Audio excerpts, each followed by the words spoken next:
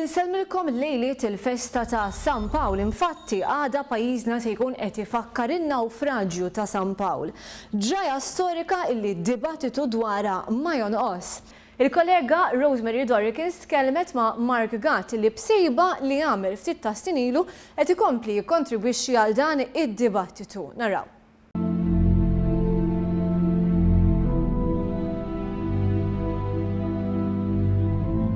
Il-ġrajja tan-nawfraġġju ta' San Pawl hija waħda mill-iktar stejjer b'saħħithom fil-mitoloġija kulturali u reliġjuża ta' pajjiżna.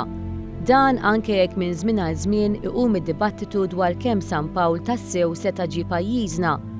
Għalkemm f'suġġetti bħal dawn mhux l-ewwel darba li studji u riċerki imeru lil xulxin, l-addas Mark Gatt għamel sejba li tista' tkun utli ħafna għal dan id-dibattitu. Lura fil-25 ta' April tal-2005 Gatt kienet jodos ma' 600 metru l-barra mill-kosta ta' San Pawl il-Baħar. Hemm sab ankra ta' ċomp ta' żmien ir-Rumani. Il-ħsibu li din setat kienet waħda mill-ankri użati mix-Xini li fuqu kien ġie Malta l-Apostlu San Pawl. Jiena li ġara fil-2005 sibt ankra Rumana biex niftehmu di hija ankra Rumana li sibt il-biċċa ta' fuq iċ-ċomp li tiżen tunellata.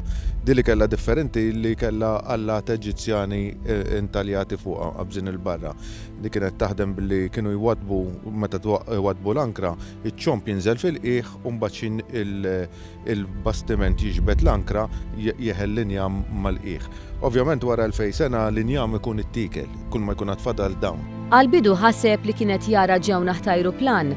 Dan anke għaliex fih il-baħar spiss jiltaqa' ma' fdalijiet tal-gwerra. Iżda ma kienx il-każ. Dik li kien qiegħed jara kienet ankra kbira ħafna.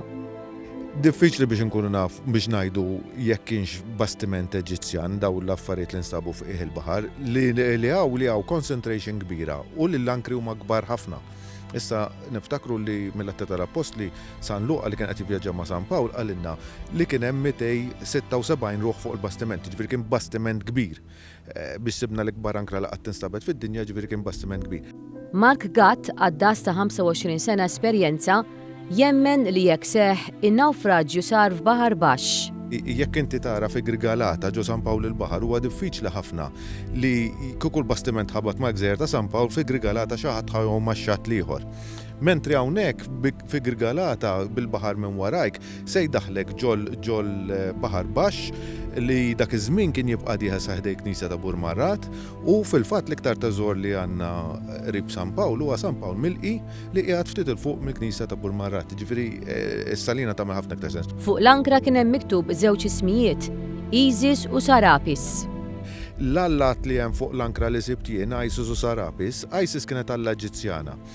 Ir-raġel tagħha Osiris fi żmien l-Eġizzjani, però wara meta ġew il-Griegi jridu jamalgamaw l-allat Eġizzjani mal-allat Griegi u amalgamaw Osiris ma' Apis il-barra u ġie Sarapis. Ġifieri meta qed ngħidu Isis u Sarapis jista' jkun li kienu vapur Eġizzjan, però Isis kienet venerata anki mir-Rumani f'Ruma, ġifieri f'Pompej u hekk hemm Isis u hemm Sarapis. Kif mistenni din is-sejba għanqlet interess kbir f'Mark Gatt u 4 snin ilu pubblika l-ewwel u l-unika ktieb tiegħu bl-isem ta' Paulus The Shipwreck 60 AD. Ir-riċerka rrid nagħmilha fi ktieb, pubblikajt ktieb fl-2009, fl-2010 daħal il-Papa fl-istorja u xtaq li jara l-ankra u għat il-pass li jmiss huwa dokumentarju. Fil-fatt għadna kemm lestejnejh dokumentarju 52 minutes u qiegħed għand distributuri nisperaw li forsi xandar barra minn Malta. Ftit wara li sab din l-ankra Gatt ippubblika wkoll xi artikli fil-gazzetti. Dawn ġibdu l-attenzjoni ta' kittieb u riċerkatur Ġermaniż Michael Hesseman li minnu fih qara fil-Vatikan. U fil-fatt ħar ritratt ta' l-ankra niżel il-Vatikan u mar qallu u minn hemm beda l-interess mill-Papa Benedittu fiha u meta ġie Malta 3 ijiem biss qabel ma wasal Malta saret request mill-Kurja tal-Vatikan biex il-Kurja Maltija biex il-Papa jkun jista' jara l-ankra u ħriġni mill-mużew u tellajni għar-Rabat fejn kien qiegħed barra l-Grotta ta' San Pawl. Dan kien l-ikbar rikonoxximent tal-Gatt. U nur kbir li ma da l-Papa. Benedittu, għax il-papit l-oħrajn bħal Papa Franġisku għandu karizma kbira u Ġan Paul tieni ta' qablu għandu karizma kbira, ma dawa l-intellettuali, li l-Papa l-intellettuali, il-teologu, il-ħanteres fija u rrit jara, dik għalija tfisser ħafna.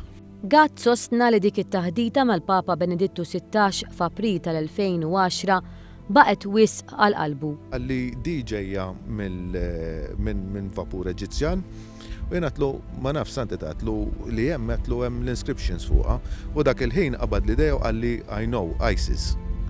U minn hemm realizzajt li da vera ara rapporti u vera il-request biex jara l-ankra kienet ġejja minn għandu. Illum il-ġurnata din l-ankra hija eżebita fil-Mużew Marittimu l-Birgu ma' xi ankri oħra tal-istess żmien Ruman.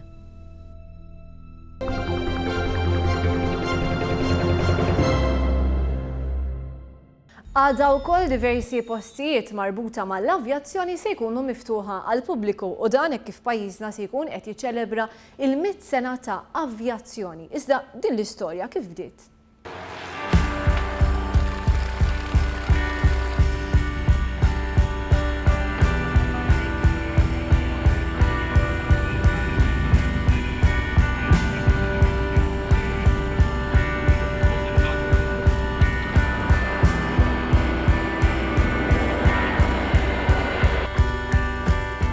Pajjiżna qed jiċċelebra 100 sena mit-twaqqif tas-settur tal-avjazzjoni. Kien propju minn warajja minn fejn saret l-ewwel titjira fit-13 ta' Frar 1915. News.mtg iltaqa' mal-Maġġur Tony Abela li fissrilna aktar fid-dettall dwar din l-ewwel titjira.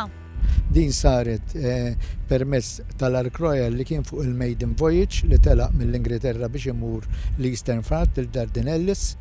Fuq u kellu xi 5 ajruplani jew 6 ta' tipi differenti, fosthom kien hemm it-tip prototype li kien type 135 number 136. Bekk spjega l-Maġġur Tony Abela l-ewwel ajruplan li ttajjar f'Malta kien prototip ta' żewġ ajruplani.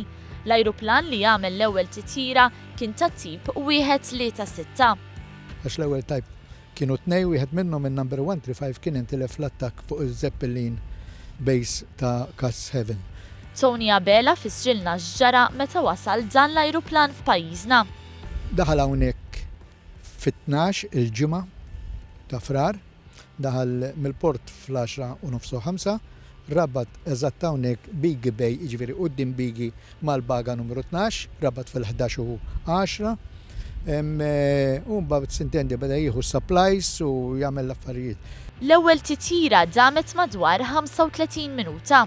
Is-sibt l-għada għal xil 5:10 niżlu l-ajruplan il-number 136, pilota kien hemm Captain Cecil Francis Kilner li kien is-senior pilot, allura kien flight commander, u ħal-ajruplan tar ġifieri fil-5:10 u ġilura fil-25 minuta. Il-ħadd prova jtir it-tieni ajruplan imma l-magna ma ħadmitx tajjeb bil-konsegwenza li ma nqatax mill-ilma u wara ftit l-ajruplan reġa' ritorna lura. Dakinhar stess fil-għaxija l-Ark Royal inħallet minn mal-baga biex tkompli l-vjaġġ tagħha lejn id-Dardanelles. Da Captain Kilner kien fl-azzjonijiet jiġifieri naħa fuq l-Eastern Front u dal-ajruplan li tal-ewwel darba minn Malta f'April kien milqut mill-art minn tiri, kisrulu l-float, allura kellu ħsara fil-magna niżel fil-baħar, jiġifieri naħa tad-Dardanelles qabel ma tidħol lejn it-Turkija u issa jżjed il-magna u da ġie skrapjat jiġifieri da għamel 6 xhur jaħdem. Il-Maġġur Abela kellimna dwar episodji oħra li jibqgħu immarkati fl-istorja tal-avjazzjoni ta' pajjiżna. Għalija landmark oħra kienet l-ewwel pilot Malti li kien squadron leader Grek li fin-1916 ħal liċenzja u kien ukoll fuq il-Western Front fuq Franza fejn kien flagship ma' number 42 squadron. Fin-1916 ukoll il-First Lord tal-Admiralty taw l-autorizzazzjoni biex jibda l-ewwel seaplane base Kalafrana minn Jannar sa Mejju għalulhom biex ilestu slipway u shed hangar. Fl-istess sena u fl-1917 saru wkoll żviluppi fit-Tarzna. Fid-dokjar tinbnew 18 l-ajruplan fuq il-modell Curtis li kien tip Amerikan għal Royal Navy Air Services. Parti minnhom intużaw għaw Malta Kalafrana u oħrajn intużaw fil-Mediterran fej kellhom il-bases. Sena wara twaqfet l-Air Force f'dak li kien deskritt bħala żvilupp ieħor importanti għal pajjiżna. Għaw Malta talbu biex jingaġġaw Maltin fl-RAF biex jiservu barra minn Malta u jingaġġaw kważi 800 ruħ. Mela fil-bidu tagħha l-RAF Ingliża kella kważi 800 ruħ Maltin li ġġonjaw biex jiservu barra minn Malta, bħalma kienu jiservu tan-Navy sintendi wkoll. Tony Abela saħaq li Malta kienet il-post fejn waqfu diversi pionieri fl-avjazzjoni waqt li kienu qed jagħmlu titjiriet bejn il-Gran Brittanja u l-Afrika, l-Awstralja u l-Vant Nofsani. Episodji oħra bħat-tieni Gwerra Dinjija u twaqif tal-Air Malta wkoll kienu episodji importanti fl-istorja tal-avjazzjoni ta' pajjiżna. Bħalma kien sinifikattiv ukoll il-jum tal-31 ta' Marzu 1979 meta Malta ħadet f'idejha l-avjazzjoni kollha minn idejn l-Ingliżi. Illum aħna entità bħala Malta Air Traffic Services u bħala Airport Terminal MIA dan għandna entità li nħabtuha ma' kulinkwa entità oħra fl-Ewropa f'dan il-qasam.